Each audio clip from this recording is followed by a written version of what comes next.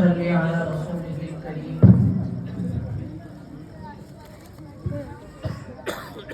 وعلى آله وأصحابه أولي القدر العظيم.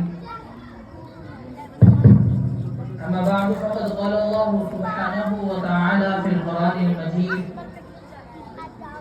أعوذ بالله من الشيطان الرجيم. بسم الله الرحمن الرحيم. لئن شكرتم لأزيدنكم ولئن كفرتم إن عذابي لشديد.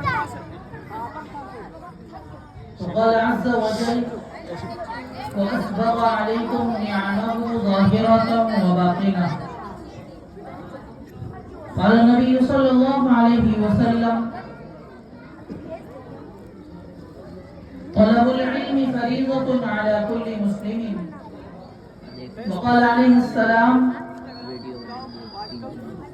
كلكم راع وكلكم مسؤول عن رعيته.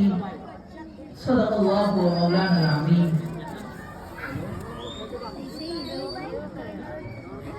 شامل تجھے جو ہونا ہے دنیا کی دوڑ میں، شامل تجھے جو ہونا ہے دنیا کی دوڑ میں، شوق حصول علم کی رفتار تیز کر. میرے عزیز ہم عمر چھوٹے بڑے بھائیوں، پیارے پیارے بچوں، قدر نشین میری مائیں اور بہنیں، اسٹیج پر تشریف فرما معزز علماء اکرام اور تمام حاضرین مجلس،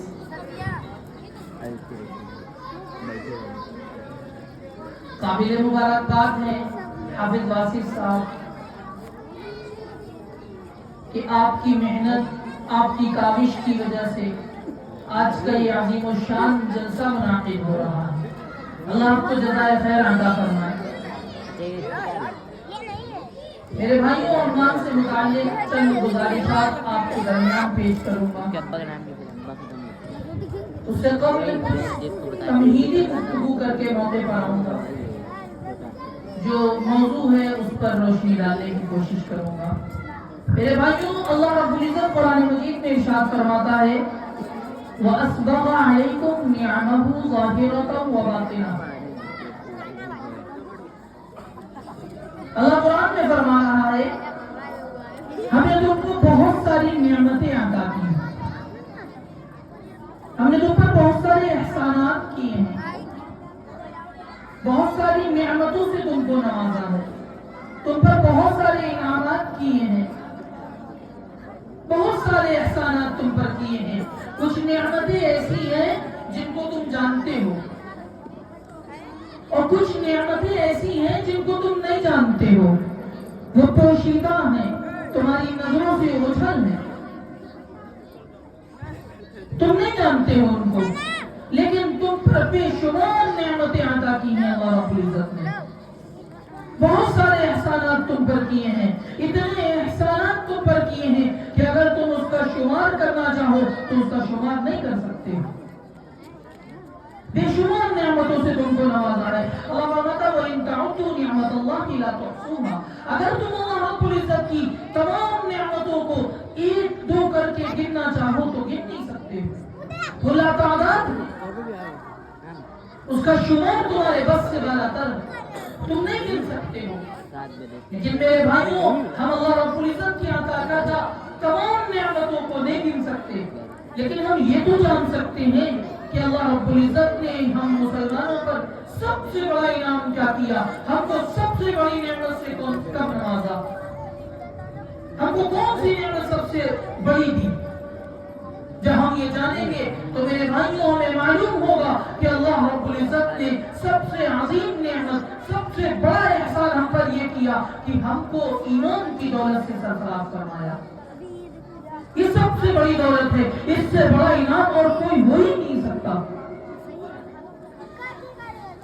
مگر افسوس، سب افسوس، آج ہمارا معاملہ کیا ہے؟ اللہ رب العزت نے ہم کو اتنی عظیم نعمت عطا کر دی، ہماری محرومی کہ ہمیں احساس تک نہیں. میرے بھائی ذرا سوچئے تو صحیح، اللہ رب العزت کو کتنا غصہ آتا ہوگا کہ ہم نے تو تم کو اتنی بڑی نعمت عطا کر دی، ہم نے تم کو ایمان کی دولت سے سرفراز فرما دیا اور تم کو احساس تک نہیں. گویا اللہ رب العزت نے ہمیں کشتری میں سجا کر جنت پیش کر دی اور ہمیں احساس تک نہیں. میرے بھائیوں، یہ سب سے بڑی دولت ہے، اس سے بڑی دولت اور کوئی ہو ہی نہیں سکتی. لہذا اس نعمت کا، اس انعام کو ہمیں سمجھنا چاہیے، دل کی گہرائیوں سے اس پر یقین رکھنا چاہیے، اس کا بار بار ذکر کرنا چاہیے، اس کو زبان سے ذکر کرنا چاہیے، اس لیے کہ بار بار ذکر کرنے سے جس چیز کا بار بار ذکر کیا جاتا ہے تو اللہ رب العزت اس بات کو دل کو اتار دیتے ہیں. اس سے بڑا انعام اور کوئی ہو ہی نہیں سکتا. ہمیں اللہ رب العزت کا شکر ادا کرنا چاہیے کہ اس نے ہمیں ایمان کی دولت سے سرفراز فرمایا. میرے بھائیوں، ہمیں اللہ رب العزت کا شکر ادا کرنا چاہیے. اللہ رب العزت فرماتا ہے قرآن مجید میں اِنَّا هَدَيْنَاهُ السَّبِيلَ إِمَّا شَاكِرًا وَإِمَّا كَفُورًا. ہم نے تم کو راستہ دکھا دیا، ہم نے تم کو راستہ بتا دیا. اب چاہو تو تم شکر گزار بندے بن جاؤ اور چاہو تو ناشکرے بن جاؤ. یہ تمہارے اختیار کی چیز ہے. چاہو تو شکر گزار بندے بن جاؤ، چاہو تو ناشکرے بن جاؤ. تمہارے اختیار کی چیز ہے. میرے بھائیوں، ہمیں اللہ رب العزت کی شکر گزار بندہ بننا چاہیے. ہمیں اللہ کا شکر ادا کرنا چاہیے کہ اس نے ہمیں ایمان کی دولت سے سرفراز فرمایا. یہ سب سے بڑی نعمت ہے، یہ سب سے بڑا انعام ہے، یہ سب سے بڑا احسان ہے. اس سے بڑی نعمت اور کوئی ہو ہی نہیں سکتی. ہمیں اللہ کا شکر ادا کرنا چاہیے جس طرح صحابہ کرام کرتے تھے. صحابہ کرام ہمارے لیے اسوہ اور نمونہ ہے. ہر فیلڈ میں، ہر میدان میں ہمارے لیے صحابہ کرام نمونہ. نمبر لائیے. ابھی حضرت مولانا بیان فرما رہے تھے، رسول اللہ کی سیرت بیان فرما رہے تھے، عظمت صحابہ بیان فرما رہے تھے. میرے بھائیوں، ہم کوئی بھی کام کریں اس کام میں ہمارے لیے صحابہ کرام اسوہ اور نمونہ. صحابہ کرام اللہ کا شکر کس طرح ادا کرتے تھے؟ اللہ کے رسول جناب محمد رسول اللہ صلی اللہ علیہ وسلم مسجد نبی میں اپنے حجرے میں تشریف فرما ہے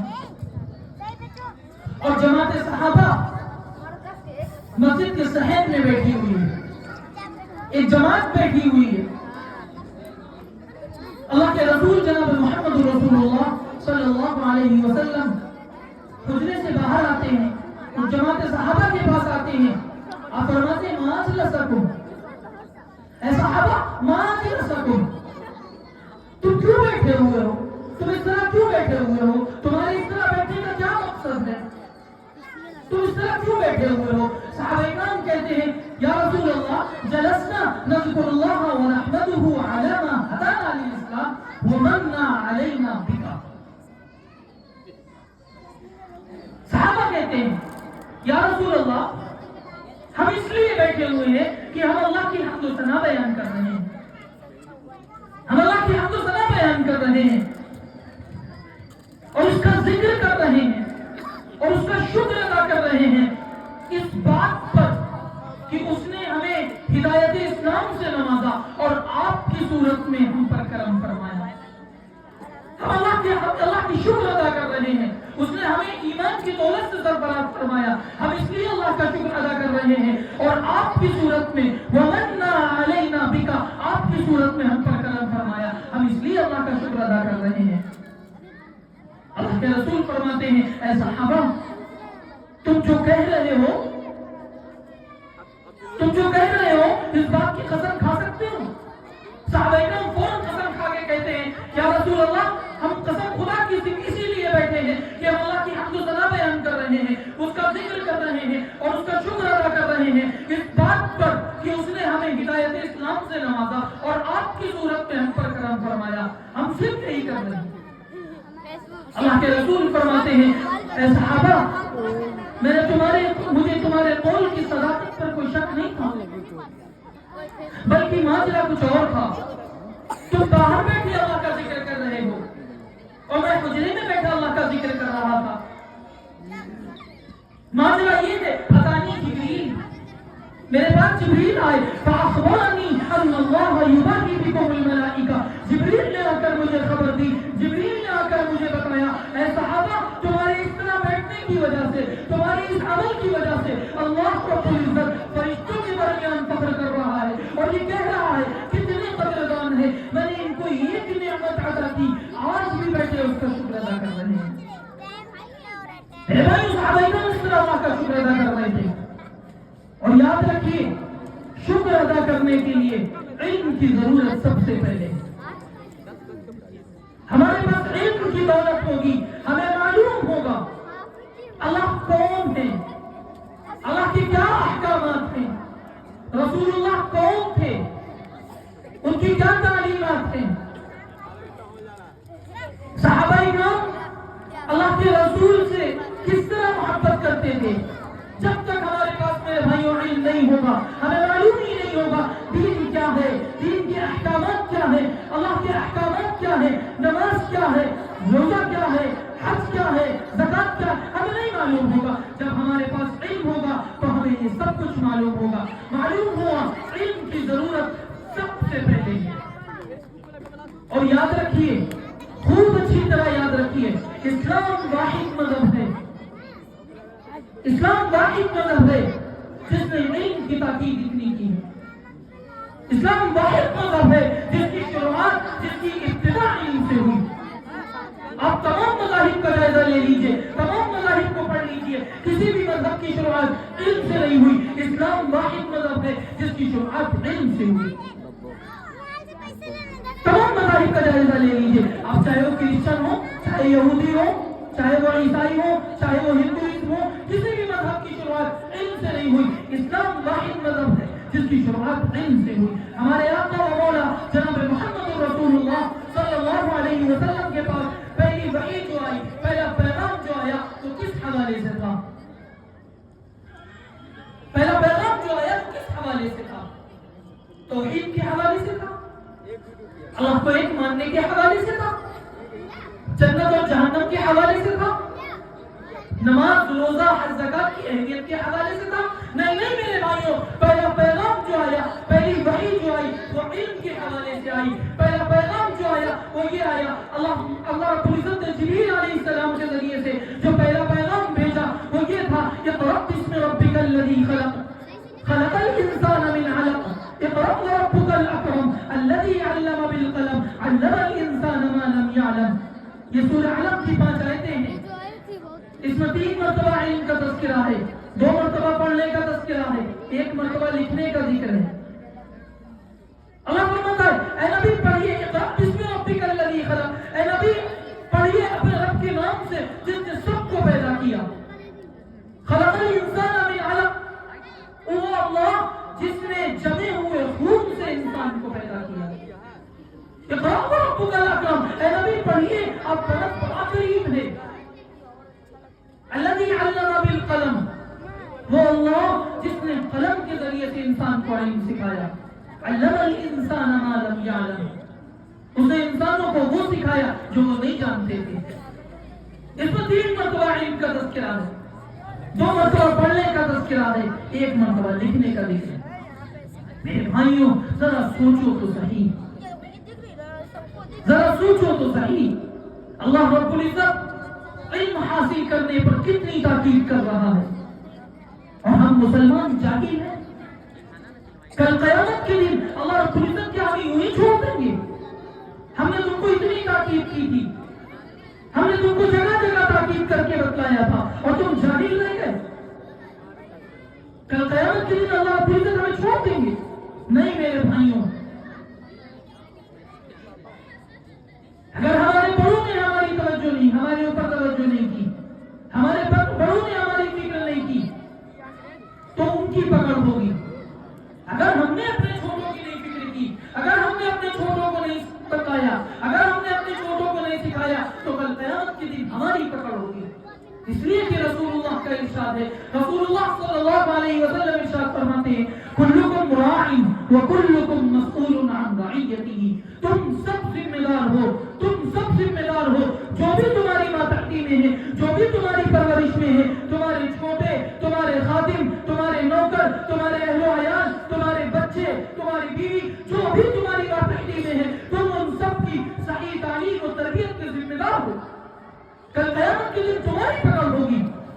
اگر تمہارے بڑوں نے تمہاری فکر نہیں کی، وقت رہتے تمہیں نہیں سکھایا تو ان کی پکڑ ہوگی. اگر تم نے اپنے بچوں کی فکر نہیں کی، وقت رہتے ان کو نہیں سکھایا، ان کو نہیں بتایا تو تمہاری پکڑ ہوگی.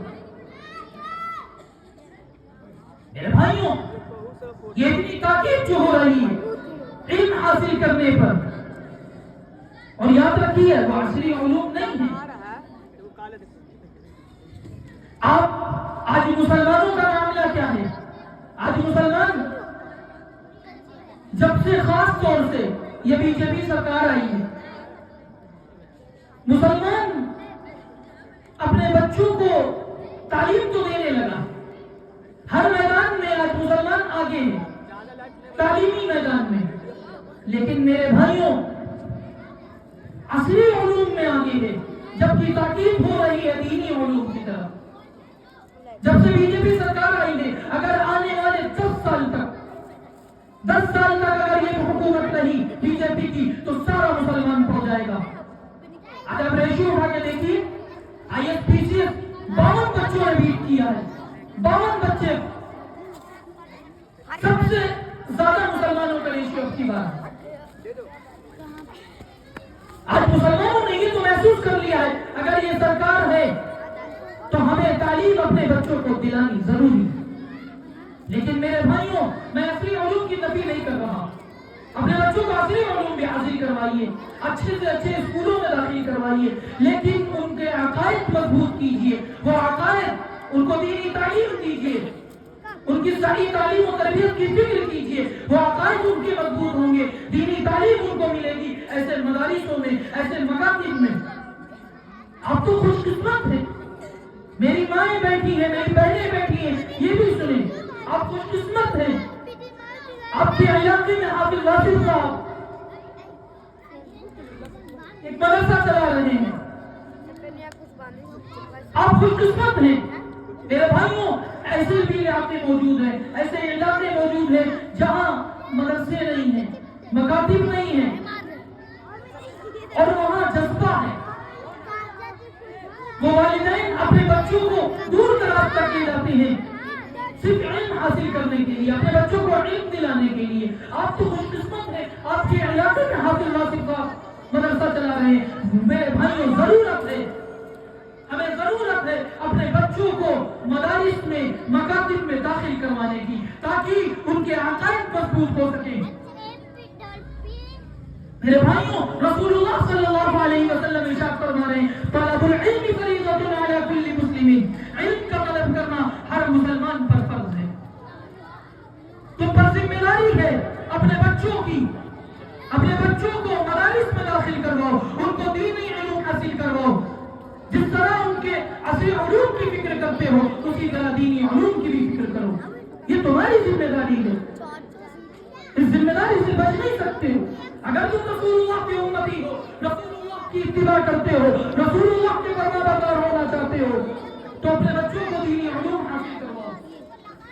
اپنے بچوں کو ڈاکٹر بھی بنواؤ، انجینئر بھی بنواؤ، سائنسداں بھی بنواؤ، آفیسرز بھی بنواؤ، لیکن ساتھ میں ان کو دین کا بنیادی علم بھی سکھلاؤ. یہ تمہارے اوپر ذمہ داری ہے. رسول اللہ صلی اللہ علیہ وسلم ارشاد فرماتے ہیں، کل امتی یدخلون الجنۃ الا من ابا. رسول اللہ فرماتے ہیں، میری پوری کی پوری امت جنت میں داخل ہوگی، پوری کی پوری امت جنت میں داخل ہوگی، سوائے اس کے جس نے میرا انکار کیا، سوائے اس کے جس نے میرا انکار کیا. صحابہ اکرام گھبرا گئے، پریشان ہو گئے، پوچھنے لگے، یا رسول اللہ، قالوا یا رسول اللہ، کون ایسا بدبخت ہوگا، کون اتنا بد نصیب ہوگا جو ایک طرف آپ کے امتی ہونے کا دعویٰ بھی کرتا ہو اور دوسری طرف آپ کا انکار بھی کرتا ہو. آپ نے فرمایا، من اطاعنی دخل الجنہ، جس نے میری اطاعت کی وہ جنت میں داخل ہو گیا. ومن عصانی فقد ابا، جس نے میری نافرمانی کی گویا اس نے میرا انکار کیا. نبی کی نافرمانی میں نبی کا انکار ہے. نبی نے ہم کو یہ بتلایا ہے، نبی کی تعلیمات یہ ہے کہ اپنے بچوں کو دینی علوم حاصل کرواؤ. تم پر فرض ہے، تمہاری ذمہ داری ہے، ہر مسلمان پر فرض ہے کہ وہ دین کا بنیادی علم سیکھے۔ تم نہیں سیکھ سکے، تمہارے بڑوں نے تمہاری فکر نہیں کی، کم از کم تم تو اپنے چھوٹوں کی فکر کرو۔ میرے بھائیوں خوب اچھی طرح یاد رکھیے، آج مسلمان، آج آپ نماز پڑھتے ہیں، روزہ رکھتے ہیں، حج ادا کرتے ہیں، توجہ رکھیے گا، بس آخری بات توجہ رکھیے گا میرے بھائیوں، آج آپ نماز پڑھتے ہیں، روزہ رکھتے ہیں، حج ادا کرتے ہیں، صدقات دیتے ہیں، زکات دیتے ہیں، قربانی کرتے ہیں، کیوں نماز کیوں؟ اس لیے کہ ثواب ملے گا۔ صدقات کیوں؟ ثواب ملے گا۔ زکات کیوں؟ ثواب ملے گا۔ حج کیوں؟ ثواب ملے گا۔ روزے کیوں؟ ثواب ملے گا۔ قربانی کیوں؟ ثواب ملے گا۔ ہر نیک کام کیوں؟ ثواب ملے گا۔ لیکن یاد رکھیے، ہر ایک کو ثواب نہیں ملتا، ہر ایک کے دامن میں ثواب نہیں آتا، اس لیے کہ جس کو ثواب دینا ہے اس نے ثواب کے لیے کچھ شرطیں بتا دی ہیں۔ ہر ایک کو ثواب نہیں ملتا، ہر ایک کے دامن میں ثواب نہیں آتا، اسے ملے گا جس کو ثواب دینا ہے، اس نے شرطیں بتائی ہیں، اسے ملے گا جو مومن ہوگا۔ اب آپ سوچ رہے ہوں گے یہ تو کوئی بڑی بات نہیں، ہم سب مومن ہیں۔ میرے بھائیوں یاد رکھیے، مومن کہتے ہیں ایمان والے کو، اور ایمان کب نکل جاتا ہے پتہ نہیں چلتا، ایمان کب نکل جاتا ہے پتہ نہیں چلتا،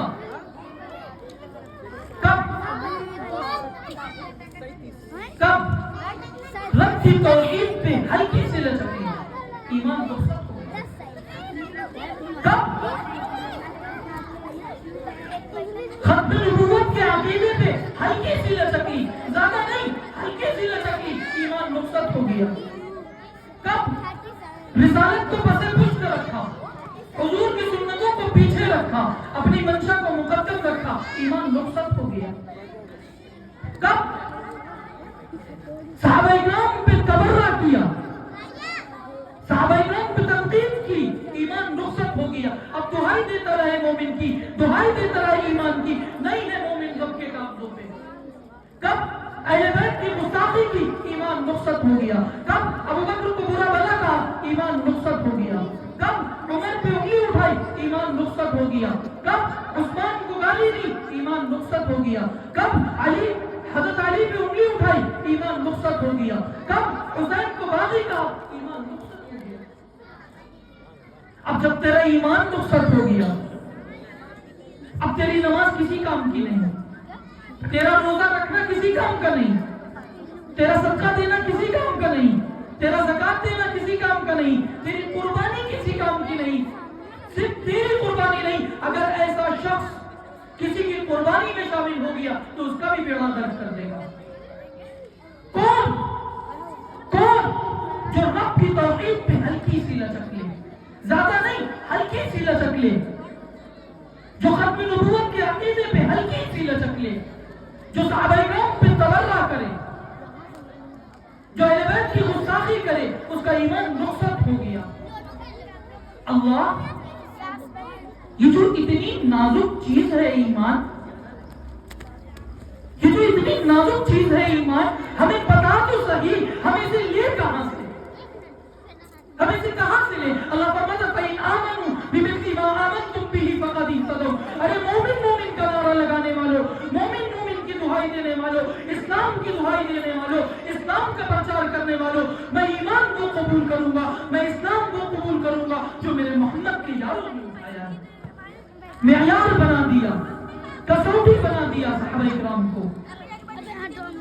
ارے انگلی نہ اٹھانا آج بڑی کثرت سے ہو رہا ہے، ذرا سے کوئی موقع ملا عظمت صحابہ پہ، صحابہ اکرام پہ انگلی اٹھا دی جاتی ہے۔ ارے انگلی نہ اٹھانا، یہ ممکن نہیں، آگ ہو گرم نہ ہو، یہ ممکن نہیں برف ہو اور ٹھنڈی نہ ہو، یہ ممکن نہیں سورج ہو اور دن نہ ہو،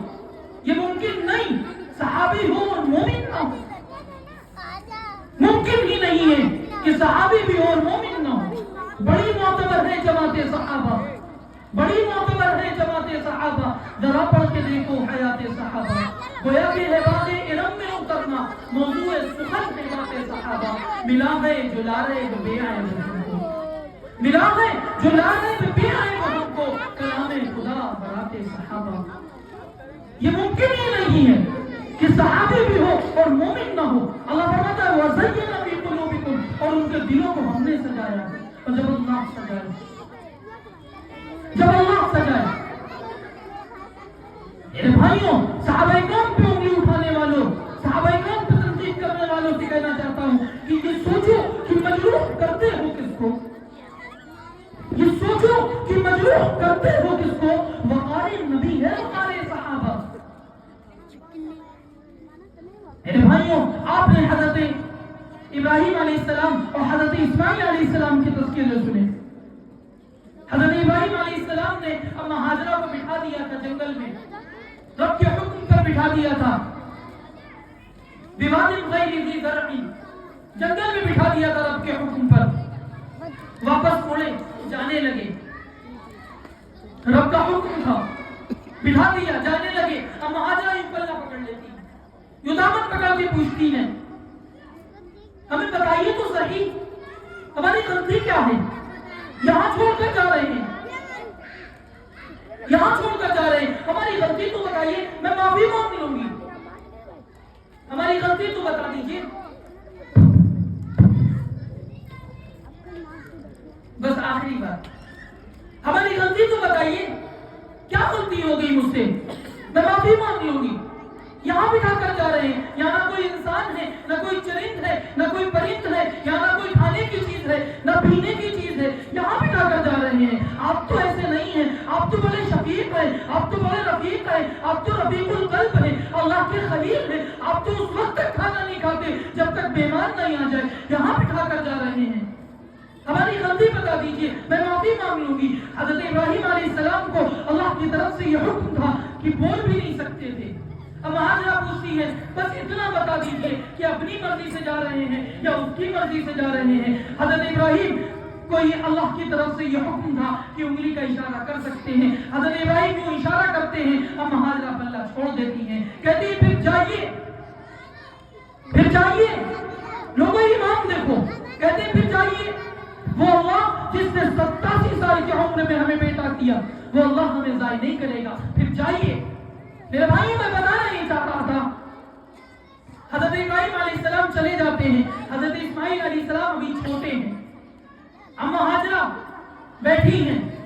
حضرت ابراہیم علیہ السلام کو پیاس لگی, پیاس زیادہ لگی, شیرخوار بچہ ہے, رویا تڑپا. اما ہاجرہ کبھی صفا پر ہیں, کبھی مروہ پر ہیں, کبھی صفا پر دوڑتی ہیں, کبھی مروہ پر دوڑتی ہیں.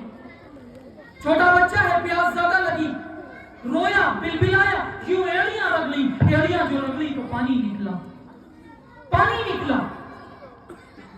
اما ہاجرہ دور سے دیکھتی ہے, کہتی ہے زمزم, پانی رک گیا.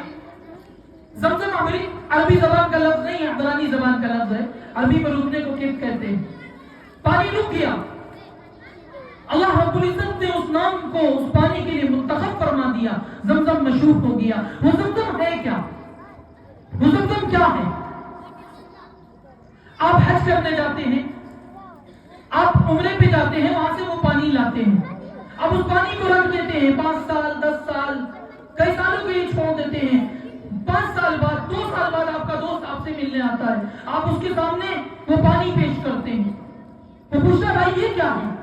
آپ کہتے ہیں یہ زمزم ہے.